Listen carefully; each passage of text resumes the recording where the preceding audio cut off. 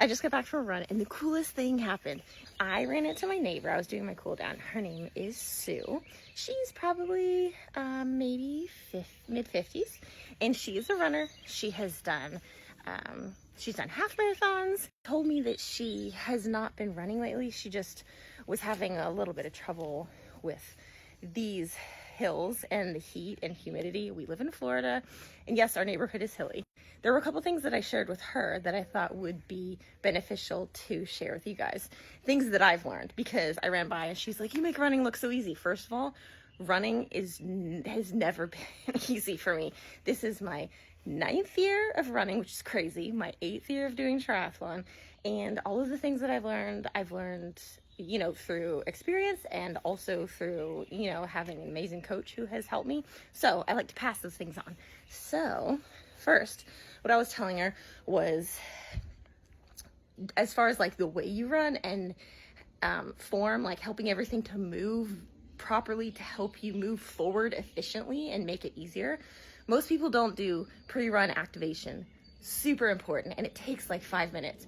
So hip mobility drills are really important, and glute activation. So we do this before every workout, honestly, if it's, you know, bike or run. So I was just showing her a couple of simple ones. Being able to get here to this point, you don't have to crank on your leg, but just being able to reach that. So we do that a couple times. Then grabbing your leg and letting your knee fall out to the side.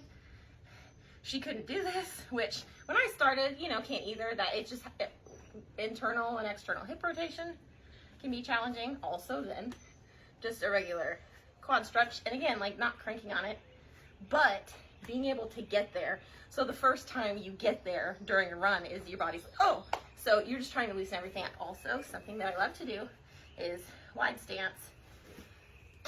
We do like a couple of side to side lunges, and you can even like add arms in.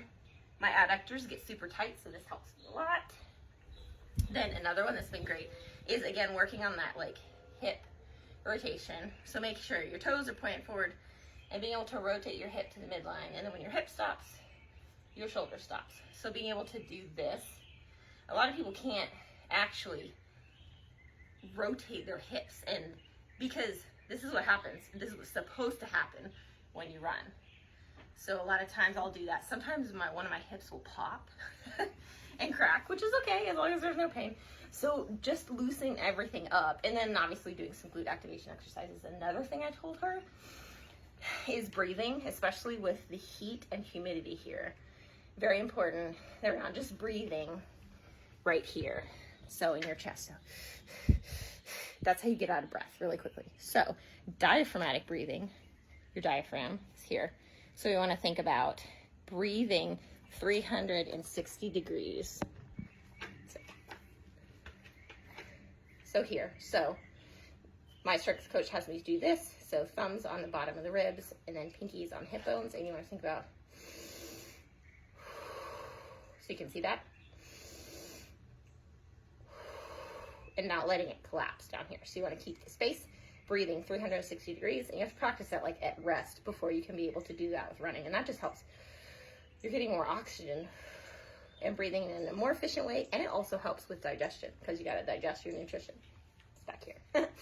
And then the last thing I told her was just like with mindset. She's like, you know, around here, like these hills get me, and I'm running like an 11-minute mile. It's horrible. And I'm like, okay, first of all, like during this period of time when summer is starting, like stop looking at your watch. You can use it to like turn it on and track your run, but you have to go based off of if you have heart rate, which that's this little guy here, you can kind of keep an eye on it.